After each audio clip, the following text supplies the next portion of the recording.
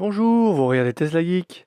Ça bouge à la Giga Shanghai, l'usine allemande qui fabrique les modèles Y Performance à destination de l'Europe. Entre mise à niveau, test de nouvelles méthodes de production, test d'assemblage de nouveaux packs batteries et nouvelles couleurs, il y a de quoi commenter. On parle de tout ça juste après le jingle.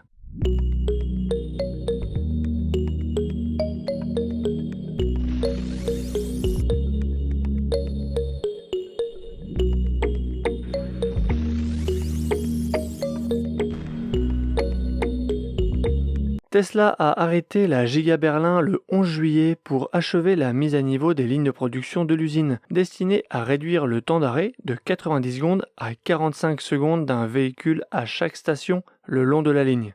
Les mises à niveau devaient être achevées d'ici le 22 juillet, avec la réouverture de l'usine le 25 juillet. Tout s'est déroulé comme prévu et Tesla a déjà commencé la production d'essais pour tester de nouveaux processus de fabrication en construisant plusieurs véhicules de test avec des caractéristiques qui n'avaient jamais été construites auparavant à la Giga Shanghai. Si on en croit les sources locales relayées par la presse spécialisée, cela comprend un modèle Y avec un moulage avant monobloc et pack structurel, un modèle Y à propulsion arrière, aussi appelé RWD, ainsi qu'un modèle Y avec intérieur blanc.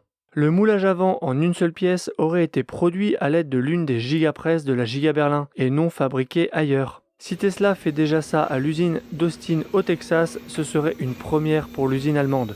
Jusqu'à présent, seules des pièces moulées arrière monobloc ont été incluses sur des modèles Y fabriqués à Berlin. Ces pièces moulées seraient accompagnées de l'utilisation du pack structurel en 4680 qui avait été présenté au Battery Day en septembre 2020. Mais les sources semblent diverger sur ce sujet. Certains disent que oui et d'autres n'en parlent pas, alors que c'est quand même une info incontournable si elle est véridique.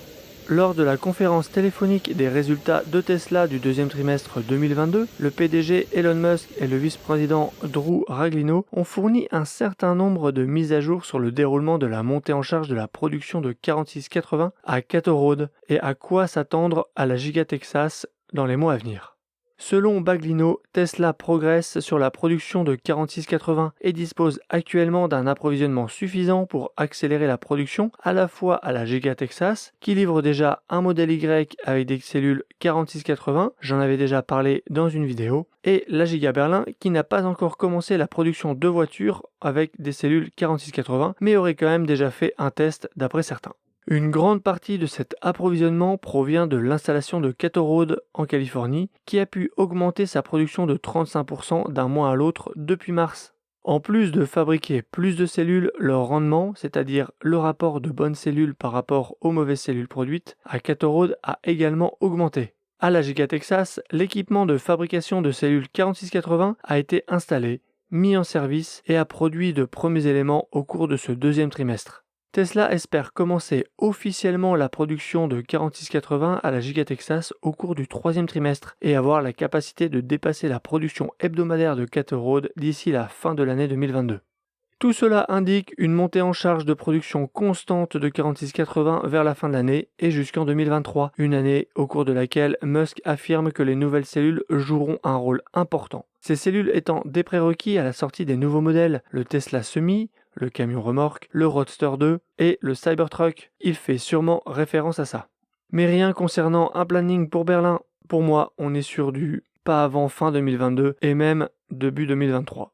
Les équipes de l'usine ont également assemblé pour la première fois un modèle Y propulsion ainsi qu'un modèle Y avec intérieur blanc. Jusqu'à présent, la Giga Berlin n'a produit que des modèles Y performance et quelques long range, le tout avec des intérieurs noirs. Malheureusement, il n'y a pas de calendrier pour le moment pour l'entrée en production, ni du moulage avant monobloc, ni pour le modèle Y RWD, ni pour les intérieurs blancs.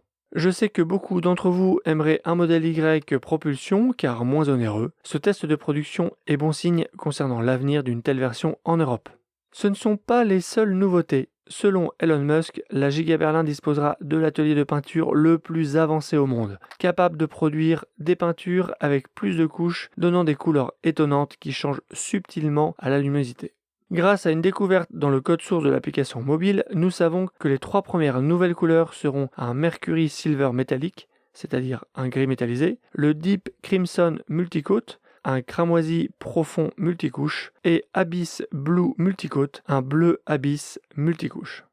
Depuis son ouverture en mars, l'usine n'a produit que des modèles Y en noir uni et blanc multicouche. Mais après un arrêt de 2 semaines pour effectuer certaines mises à niveau, l'atelier de peinture a produit ses premiers véhicules dans 2 des nouvelles couleurs. 2 modèles Y Performance en Mercury Silver Metallic et Deep Crimson Multicoat ont été produits lors d'un essai. Les essais semblent s'être bien déroulés et les 2 véhicules seront envoyés aux États-Unis pour validation. Les tests ont continué avec un autre modèle Y Deep Crimson, aperçu sur les images du drone de Tobias Lint, un youtubeur. Celui-ci semble avoir été à moitié peint.